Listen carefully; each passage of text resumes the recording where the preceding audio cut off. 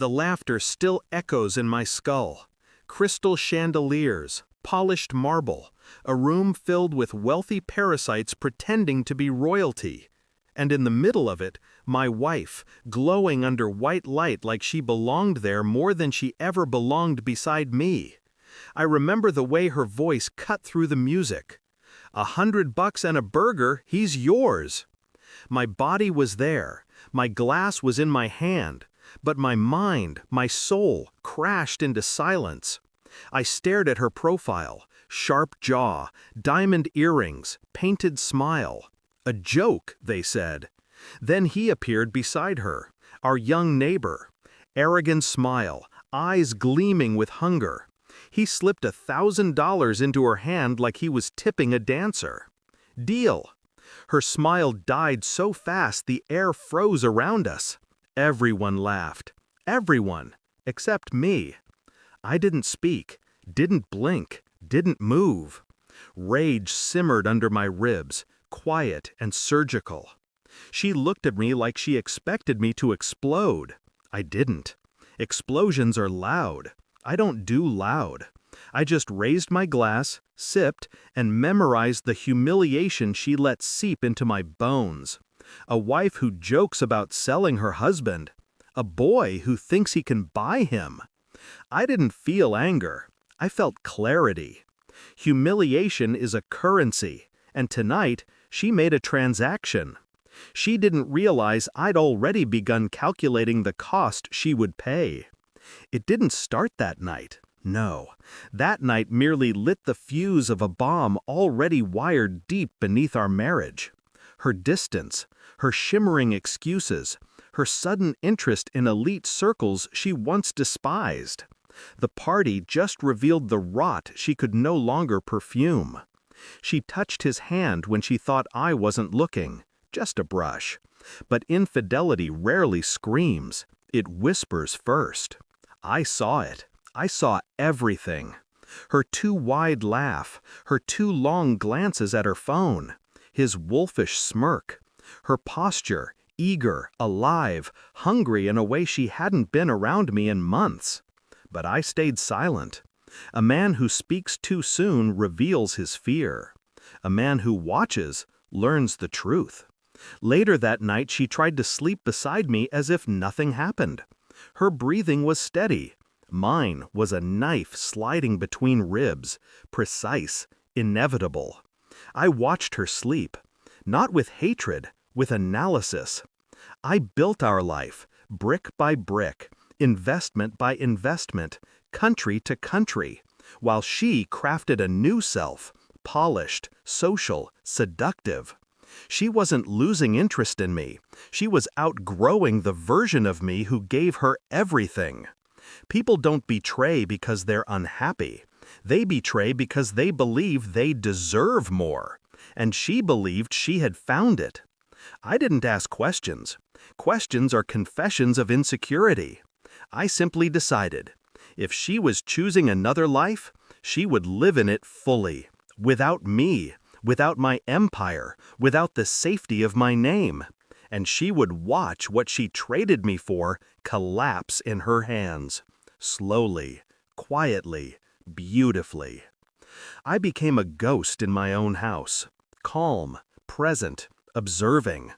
She believed she hid her digital secrets well. She forgot who built our home network, who paid for her phone, who could read patterns like scripture. Late messages, deleted calls, private browsing tabs that weren't as private as she thought. I saved everything, screenshots, times, locations, screens of bank transfers she couldn't explain.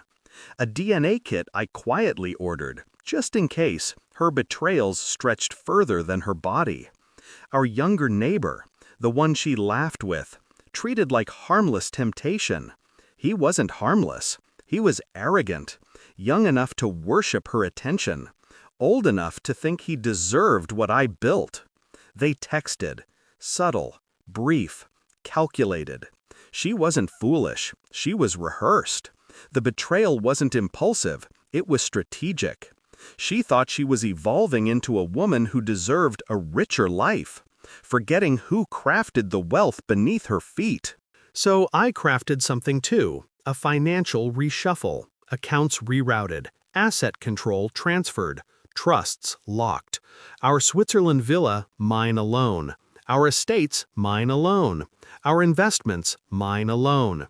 Her name slowly evaporated from the world I built, all while I kissed her forehead every morning like a loyal fool. Revenge doesn't roar, it seeps until the betrayer drinks it like water. The day the truth arrived was silent. An envelope, a set of prints, DNA confirmation, negative. A timeline proving emotional infidelity. Financial traces showing she funded his ambitions with my wealth. I placed everything on the dining table. No yelling, no shaking hands, no trembling voice. She entered, casual, humming. Then she saw it. Her face cracked like porcelain dropped from a balcony. What is this?" I said nothing. I just sat, eyes steady, hands calm. Silence is the most violent language. Her lips quivered. She shook papers like shaking them would erase reality. It's not what you think." I lifted one finger. She stopped. Fear works best when it walks slowly. Her world wasn't ending. It had already ended. She was only just seeing the ashes. Divorce papers slid across the table like a guillotine. She begged. I didn't flinch. Money? Gone. Status? Gone. Reputation in elite circles she worshipped? Gone. The moment I leaked the financial transfers to her friends. If she wanted him so badly, she could have him. But she would bring nothing with her, except regret. Her voice cracked. Her tears spilled. I watched, detached. She wanted dramatic forgiveness, explosive arguments, something to hold on to. I gave her nothing. Nothing is crueler than truth delivered without emotion. She left. He didn't take her in. Shrewds devour, but they are never chosen. Days later, my phone rang. 71 missed calls. She'd seen photos of my Switzerland villa, a life she forfeited for validation and empty luxury. She chose attention. I chose silence. Silence won. Her last message trembled. "Why didn't you fight for me?" I typed back slowly. "I don't fight for what already belongs to the trash heap." I walked outside. Cold wind, clean air. Freedom tastes like steel and snow. Loss didn't break me. Betrayal refined me. I didn't lose a wife. I shed a parasite. In the end, the world didn't crumble. Only she did. And as her life collapses, brick by desperate brick, I realize some people don't deserve closure, only consequence.